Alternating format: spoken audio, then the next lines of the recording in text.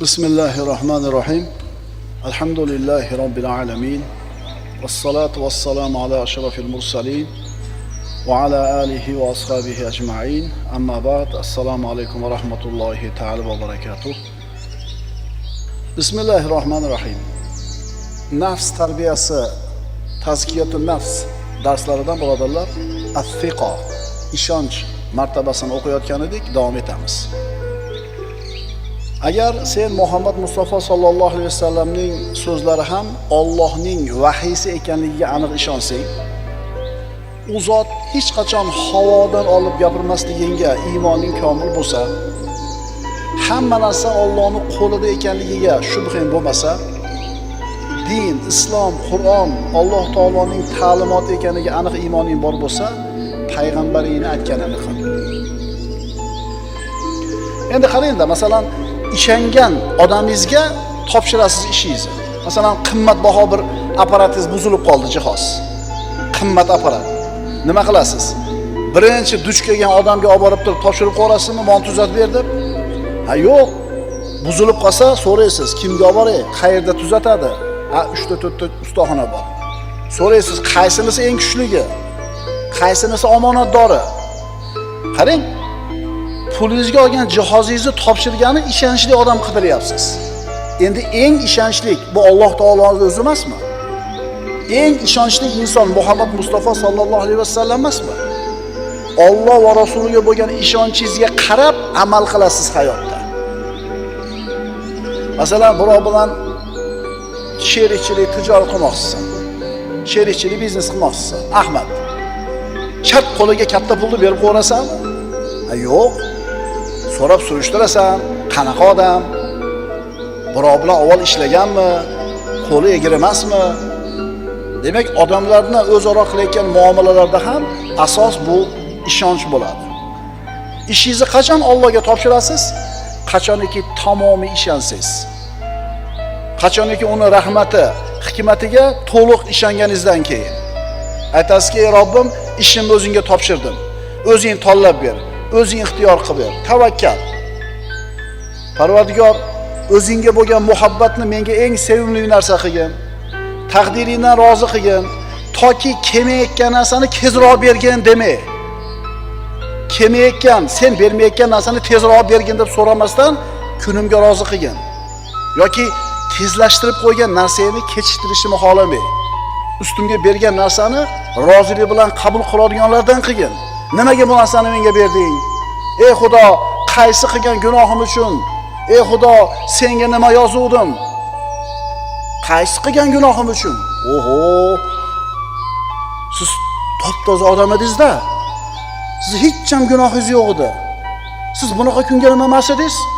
Loyiq emas edingiz. Qarab qo'ying. Alloh taolo aytadi, agar Alloh bandalarning qilgan ishlariga yarasha mukofot bersa, qo'shtirnoq ichiga, nimaga loyiq bo'lsa, shuni beradigan bo'lsa, yer yuzida bironta jonivorni qoldirmasdi deydi. Sen o'zi bundan ham betar olishing kerak.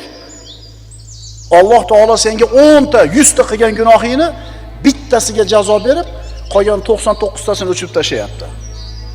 Tushunarlimi? Toki kechiktirgan narsani tezlashtirishini xohlamay yoki tezlatgan narsani kechiktirishingni istamay. Parvardigor, senga bo'lgan muhabbat men uchun hamma narsadan ko'ra sevimliroq bo'lsin.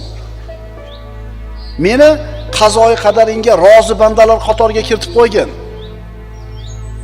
Birodar, har bir narsani belgilangan vaqtda bor ekanligiga ishongin. Qaytaramiz. Har bir narsani belgilangan vaqtda bor ekanligiga ishongin.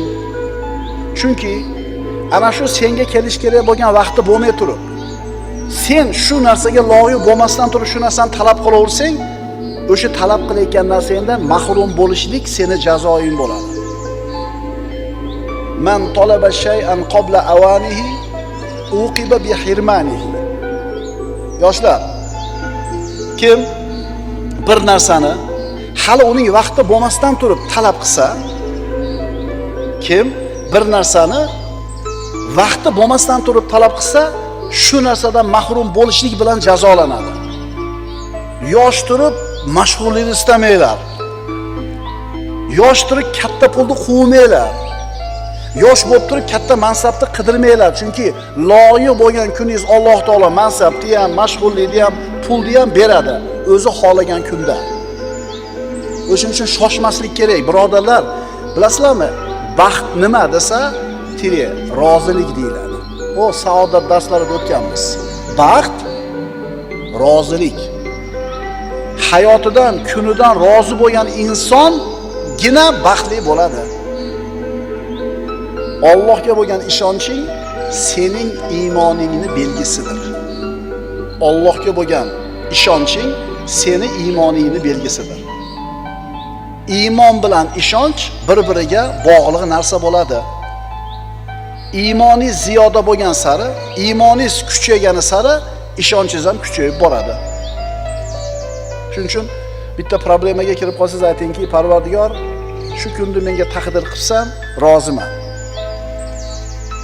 Ishimni o'zingga topshirdim. O'zimni senga topshirdim. Rahmatingga ishondim. Seni hikmatingga ishondim. Adolatingga ishondim. Qalbimdagi niyatlarimni ham bilib turishingga ishonaman. Shunday qilib Allohga o'zingni topshirasan. Taslim bo'lish. Mana biz tafvizni gaplashdik. Tafviz nima? Allohga topshirish hamma yo'qni. Endi taslim. Sabablarni hammasini zo'r qilib bajarding. Allohga topshirding. Endi natijani kutish kerak. Endi nima bo'lar ekan? Natijadan avval qilinadigan ish sabablar, keyin tafviz.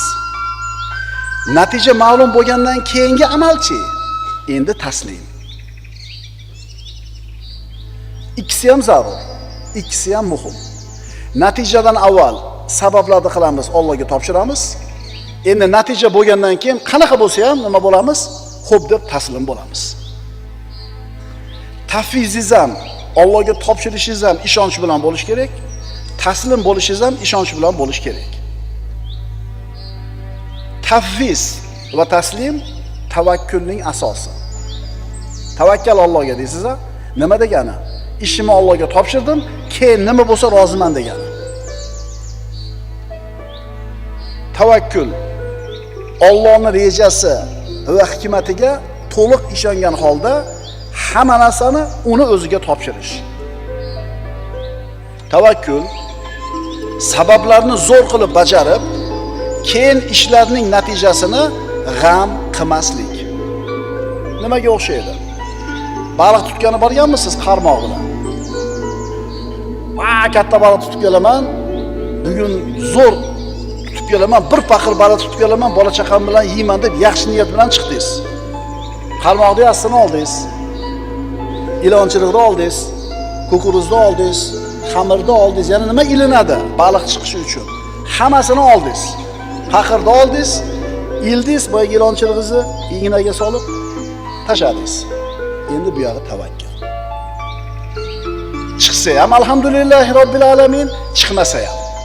Yo tashab qo'yib siqilasin. Yo'q, tavakkul shu g'am qilmaslik. Astagfirullah. Va yaquluna ta'atun fa idza barazu min 'indika bayyata ta'ifatun minhum ghayra alladhi taqul wallahu yaktubu ma yubayyitun fa'rid 'anhum wa tawakkal 'ala Allah wa kafa billahi wakila. Ular itoat etamiz deydilar-u, huzuringizdan chiqqanlardan keyin esa ulardan bir toifasi siz aytgan gaplarning aksiga xufiyona til biriktiradilar. Alloh esa ularning xufiyona kelishuvlarini yozib qo'yur. Bas, siz ulardan yuz o'girib Allohga tavakkul qiling. Allohning o'zi yetarli vakildir. Shuning uchun aytamizda biz: Ya Robbi, idza kunta ma'i faman alay. Parvardigor, agar sen men bilan birga bo'lsang, kimni kuchi yetadi menga? Agar sen men bilan birga bo'lsang, kim menga yomonlik qila oladi? Va idza kunta alay faman ma'i. Agar menga qarshi bo'lsang-chi, kimni menga foydasi tegadi? kimni menga yordami tegadi? Payg'ambarimiz sollallohu alayhi vasallam mana hijrat deganlarida bilasizlar, Savr g'origa borib o'tirdilar. Madina shimolda, Rasululloh Makkadan chiqib shimolga yurmasdan janubga yurdilar.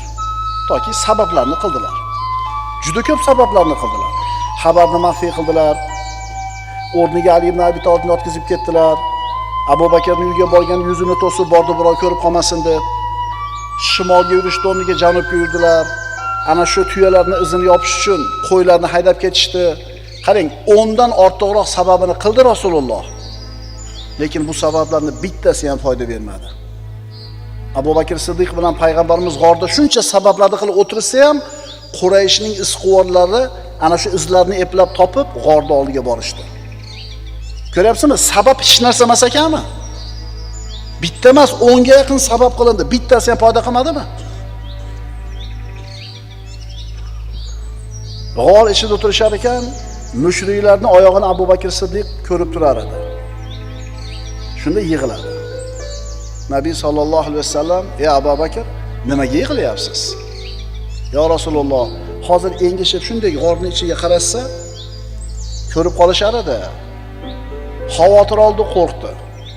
Shunda payg'ambarimiz sollallohu alayhi vasallam haqiqiy ishonch egasi bo'lgan, Robbisining qo'llashiga ishonchi komil bo'lgan inson Muhammad Mustafa sollallohu alayhi vasallam aytdilarki: "Ma zannuka ya Abu Bakr bi ithnayn, Allohu salisuhuma." Ey Abu Bakr, 3-sherigi Alloh bo'lgan ikkita odam haqida qanday gumondasiz? Biz o'zimizga tegishli hamma sababni qildik. Allohga tavakkal qildik. Alloh biz bilan, qo'rqmang deyapti. Tamam. Birontasi engishib qarab qo'ymadi. O'shagacha chiqqan odamlar engishib qarab qo'ymadi. Chunki Alloh xolamaganida ularni engishishligini. Ana Allohga bo'lgan ishonch. Va man yattaqillaha yaj'al lahu makhrajan. Kim taqvo qilsa, Alloh unga mahrojni, muammodan chiqib ketadigan yo'lni ko'rsatadi. Orqasidan va yarzuquhu min haythu la yahtasib. Va kutmagan joydan rizqini beradi. Va man yatawakkal alallohi fa huwa hasbuhu. Kim Allohga tavakkul qilsa, suyansa, Alloh o'zi kifoya qiladi. Mana shu oyat siz bilan bizni tamomiy xotirjam qilish kerak. Ayniqsa mana bu rizq masalasida. Nima bo'lar ekan?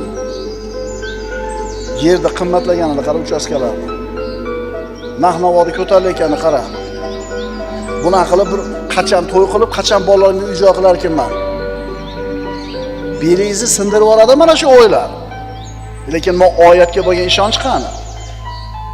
Kim taqvo qilsa, Alloh unga mushkuladan chiqadigan yo'lni ko'rsatadi va kutmagan joydan rizqini beradi. Kim Allohga tavakkul qilsa, bu odamning hisobi Allohning qo'lida. Allohga tavakkal deb qo'yasiz. Ey Abu Bakr, 3-sherigi Alloh bo'lgan ikkita odam haqida qanday gumondasiz? Allohga tavakkal qilgan el na talqonni va na qalqonning g'amini yer. Akam mayda bolalik, mayli akam qolaversin eshikda. Men bolalarim mayda deb chat kvartiraga chiqib ketgan uka. Qaranglar-da, agar Alloh uchun tashab chiqib ketgan bo'lsa, Alloh shu ukaga zo'r uy bergan. Yo akaga qarsini tashab chiqib ketgan bo'lsa, faqat bitta shart, Alloh uchun tashagan bo'lsa. Ishonch bormi, yo'qmi? O'sha Allohga bo'lgan ishonchi yo'q, iymonsiz kofirlar ishdan haydalib ketmaslik uchun, shepni ko'nini ovlash uchun lyubo ishga tayyor. Ya'ni bu ish bo'lmasa ko'chada qoladi-da. Lekin qani Allohga bo'lgan ishonch? Mo'min nima deydi? Shep deydi. Osiz meni unaqa unijat qilib xorlamang meni. Meni rizqim otamning qo'lida ham emas, enamning qo'lida ham emas. Rizqim Allohning qo'lida. Osiz ishingizni olasiz deb turib, nabarot, ti uvolen degan gapni kayfni unga bermaydi-da, kayfni o'ziga olib qoladi. Ya uvolnaysiz deydi. Akalar, buchi aytilayotgan oyatlar, hadislar siz bilan bizni hayotimizni tuzatish kerak. Bir eshitib maza qilib, ko'zimizga yosh kelib, bir ko'chadagi tashvishlarni unutib maza qilib chiqib ketadigan gap emas bu. buni olib chiqib hayotda tatbiq qilish kerak. Ma'qulmi? Mana shu Rasululloh sallallohu alayhi vasallamning holatini Alloh taolo Qur'onda bayon qiladi. Astagfirullah. Illa tansuruhu faqad nasarahu Alloh iz akhrajahu alladhina kafaru thaniya ithnayn iz huma fil ghar iz yaqulu li sahibihi la tahzan innalloha ma'ana. Agar sizlar unga, ya'ni Muhammad alayhisalomga yordam qilmasanglar, Allohning o'zi yordam qiladi. Uni kofirlar ikki kishining biri bo'lgan holida Makkadan haydab chiqarganlarida Alloh o'zi yordam berdi-ku. Unga Alloh yordam berdi-ku. O'shanda ikkovlon g'orda bo'lgan paytlarida hamrohiga g'amgin bo'lma.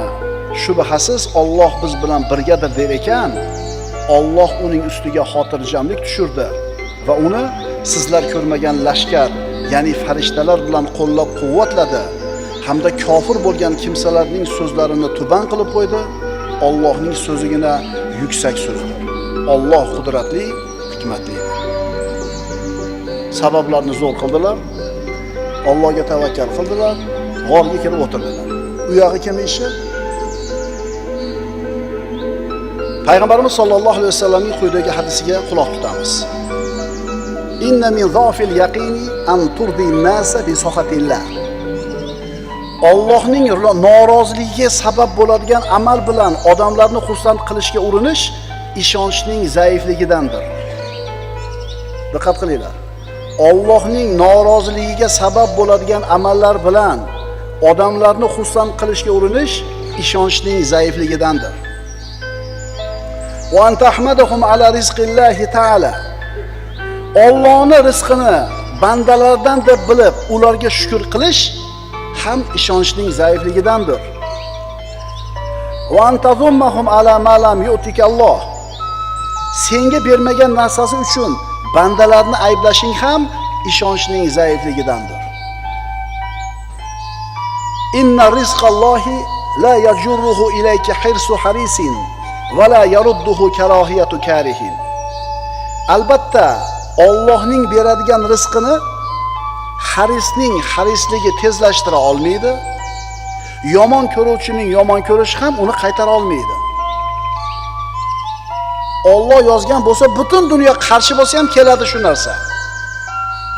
Endi Alloh sizga kelishini yozmagan bo'lsa, butun dunyo shuni qilib beramiz senga deb tursa ham kelmaydi. Bu ishonch deyiladi bu. Albatta Alloh o'zining hikmati, buyukligi sababli xotirjamlik va xursandchilikni rozilik va ishonchga joylab qo'ydi. G'am, qayg'uni esa shak, shubha va norozilikka joylab qo'ydi. Diqqat qilinglar. Albatta Alloh taolo o'zining hikmati va buyukligi sababli xotirjamlik va xursandchilikni rozilik va ishonchga joylab qo'ydi. G'am, qayg'uni, shak, shubhani esa norozilikka joylab qo'ydi. G'am, tashvish, shubha bo'lib yotibdimi? Buni sababi ishonchning zaifligi. Endi kishi hayotidan rozimi? Xursand yashayaptimi? Demak, buni ishonchi o'zini o'rnida. Agar Allohning rahmati haqida shakka bo'lsang, ustingda hamma qayg'u jamlanadi. Agar Allohning adolati, rahmat haqida shakka bo'lsang, ishonching bo'lmasa, ustingda hamma g'am, qayg'u jamlanadi. Adolat haqida shubhang bo'lsa, hikmat haqida shubhang bo'lsa, qudrati, ilmi, atosi haqida shubhang bo'lsa. Demak, ishonch, Allohga bo'lgan ishonch seni saodatli hayotingni kafolati bo'ladi. Aqulu qawli hada va astagfirulloh li va lakum. Assalomu alaykum va rahmatullohi va barakatuh.